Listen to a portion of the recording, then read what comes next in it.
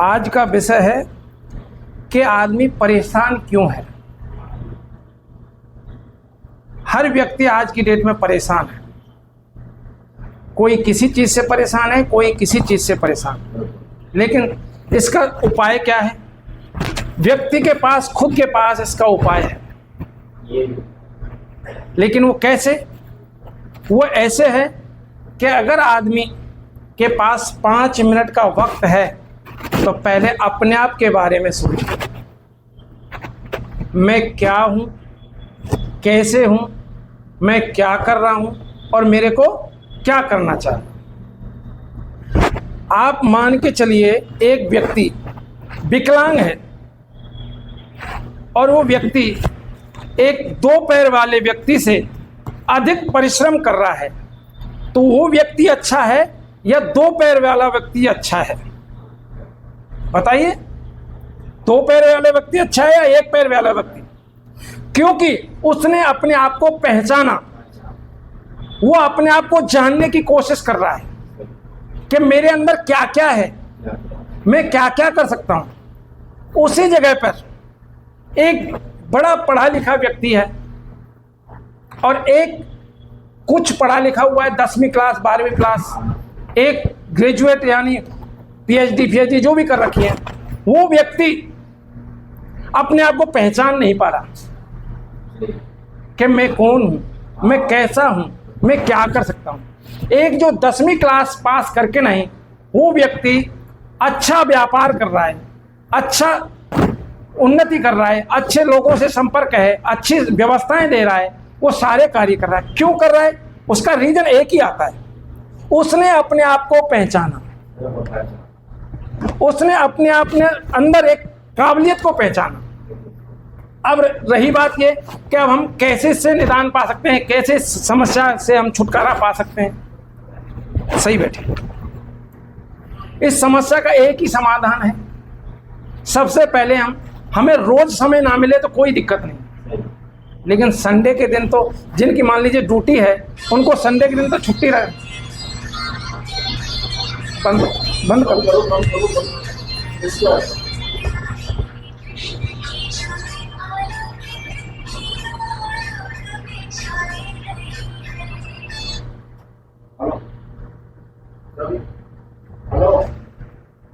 तो उस समस्या का समाधान हम ले सकते हैं। उस समस्या का समाधान क्या है? सबसे पहले हम अपनी दिनचर्या से फ्री हों।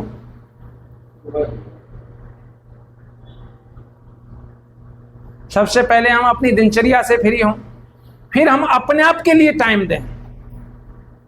एकांत में जाके हम बैठें, फिर हम अपने आप के बारे में सोचें कि मैं क्या हूं और क्या कर सकता हूं और मैं क्या कर रहा हूं। तो आपको पता चलेगा आपकी कमियों के बारे में, आपको पता चलेगा आपकी गलतियों के बारे में। थोड़ा सा मनन करेंगे आप, मान लीजिए 2 मिनट का, 2 मिनट में आप इतना समझ पाएंगे कि मैंने कहाँ कहाँ गलती करी और अच्छा कहाँ कहाँ किया मैंने। अगर वो आपने पहचान लिया तो हो सकता है आप सफलता की तरफ बढ़ेंगे। और वो टाइम आपने दिया तो सही, लेकिन आपका टाइम क्या है? घर से फोन आया, हाँ आया, या किसी रिश्तेदार का फोन आया, लेकिन आपने टाइम तो अपने आप को दिया ही नहीं। आप बैठे तो अपने आप के लिए थे, लेकिन आपने क्या किया? उस फोन ने आपको डिस्टर्ब कर दिया। अब आपने कहा कि मैं तो साहब टाइम देता हूं अपने आप को, लेकिन मेरी तो कोई समस्या हल होती नहीं। लेकिन आपका टाइम है, लेकिन आप अपने आप को टाइम नहीं दे रहे। लोगों को टाइम दे रहे हो, आप लोगों को कार्य करवा रहे हो आप, लेकिन अपने मन को एकाग्र करने का कार्य आप नहीं कर रहे हो। अब आप एक चीज को समझिए, जब आपने यहां से आप जाओगे घर, आप 2 बात सोच के चलिए माइंड के अंदर कि घर जाऊं या मार्केट जाऊं। तो आप ये समझेंगे उस जगह पर कि ना तो आप घर पहुंचोगे ना मार्केट पहुंचोगे, क्योंकि आपका माइंड 2 जगह बटा हुआ है। जब 2 जगह बटा हुआ है तो आप इधर से घर से फोन आएगा आपका, आए नहीं आप, इधर से मार्केट में जिससे आपको मिलना है उसका फोन आएगा, तो आप बीच में अटक गए ना। अगर आपने एक फैसला किया होता कि मेरे को घर जाना है, तो आपका एक काम तो सफल होता। लेकिन हम क्या करते हैं, ये इतना छोटा सा माइंड है हमारे पास, और इसमें दुनिया भर की हम बातों को जमा कर लेते हैं, दुनिया भर की बातों को रख लेते हैं। लेकिन हम फिर उनको कहते हैं, जब एक सॉफ्टवेयर हैंग हो जाता है तो उसको रिफ्रेश करते हैं कि नहीं करते, ऐसे हमें अपने आप के माइंड को रिफ्रेश करना चाहिए सप्ताह में एक बार। अब रिफ्रेश कैसे करें अपन, बिल्कुल फ्रेश अपने माइंड को कैसे करें? हम सबसे पहले परमात्मा का भजन करें। जब हम परमात्मा का भजन करेंगे तो हमारा जो तीसरे नेत्र है उस पर हमारा ध्यान जाएगा।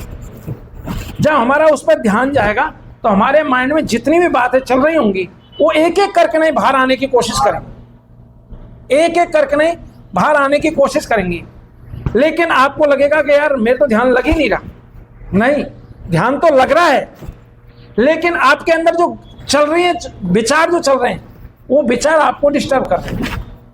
पहले दिन आपको ऐसा लगेगा, आप अगली बार जब करोगे, जब आपके पास 20 बातें आई उनमें से आपके पास 10 बातें आएंगी।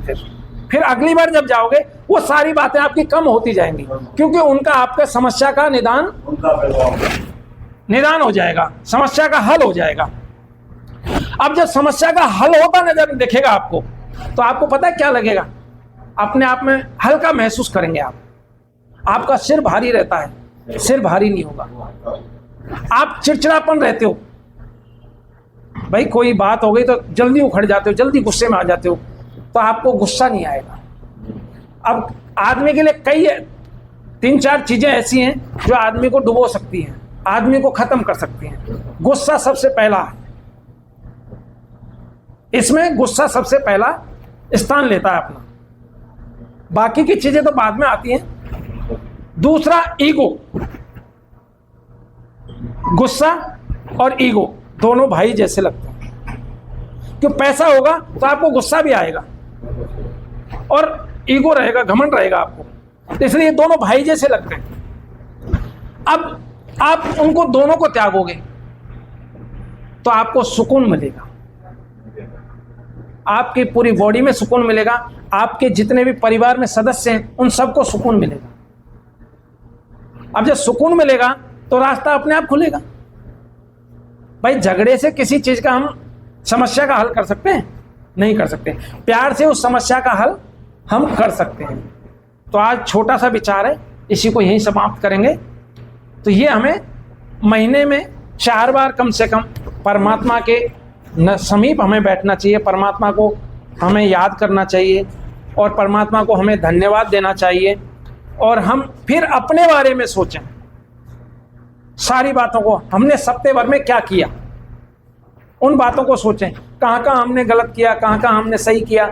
जब आपको गलत और सही का परीक्षण पता चल जाएगा तो आप यूं मान लीजिए, गलत जब पता चल गया तो आप प्रायश्चित करने के अधिकारी बन जाओगे।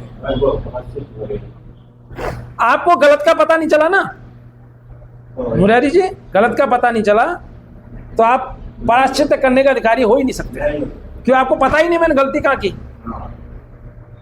तो इसलिए हमें गलती जब भी महसूस हो जाए तभी हमें प्रायश्चित होना अनिवार्य हो जाता है। फिर हम गिलानी करने लगते हैं अपने मन में, भाई परमात्मा हमें माफ करना, ये हमसे गलती हो गई। तो जब हम प्रायश्चित कर लेते हैं, वो गलती हमारी बड़ी होती है, लेकिन प्रायश्चित करने पर वो हमें माफ भी योग्य मिल जाती है, परमात्मा हमें माफ कर देता है उस जगह पर। लेकिन हमें प्रायश्चित नहीं होता तो उसका पाप हमें भोगना ही पड़ता है।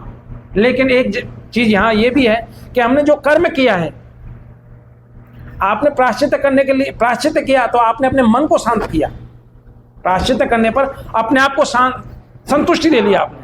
लेकिन आपने जो कर्म किया है, आपने गलत किया या सही किया, फल तो मिलेगा ही। आप सोचो उस फल से बच सको। भाई आपने कांटे के पेड़ को लगाया, बबूल का पेड़ लगाया, और आप चाहो कि गर्मियों के सीजन में मेरे को आम मिल जाए, आपने कर्म क्या किया था? बबूल का पेड़ लगाया, तो आपको मिलेगा क्या? बबूल में कांटे। तो इसलिए हमें कर्म सबसे बड़ा प्रधान है।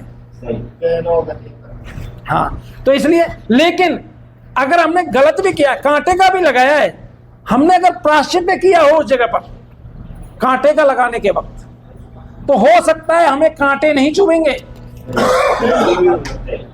हो सकता है हमें कांटे नहीं चुभेंगे। अगर हमने प्रायश्चित नहीं किया तो हमें कांटे पहले चुभेंगे। तो ये हमारा कर्म फल है, तो कर्म प्रधान है।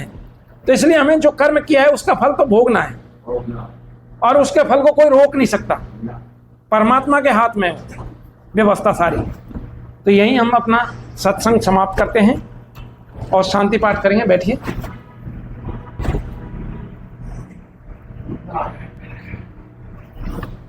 ओम द्यौ शांति अंतरिक्षं शांति पृथिवी शांतिरापा शांतिरोषधया शांति वनस्पतया शांतिर्विश्वे देवा शांति ब्रह्म शांति सर्वं शांति शांतिरेव शांति शामा शांतिरेधि। ओम शांति शांति शांति। ओम। जो बोले स्वावे वैदिक धर्म की जय हो। मर्यादा पुरुषोत्तम श्री रामचंद्र जी की जय हो। योगीराज श्री कृष्णचंद्र जी की जय हो। गुरुवर विजान महाराज की जय हो। महर्षि दयानंद सरस्वती जी की जय हो। भारत माता की जय हो। गौ माता की जय हो। देश के अमर शहीदों की जय हो। संसार के श्रेष्ठ नर नारियों की जय हो। सीता माता की जय हो। रुक्मणी माता की जय हो। आर्य समाज वेद की ज्योति, ओम का झंडा, वैदिक ध्वनि। ओम।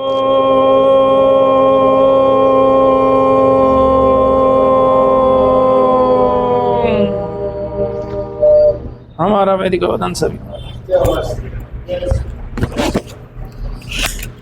संदीप जी बंद करो उसको।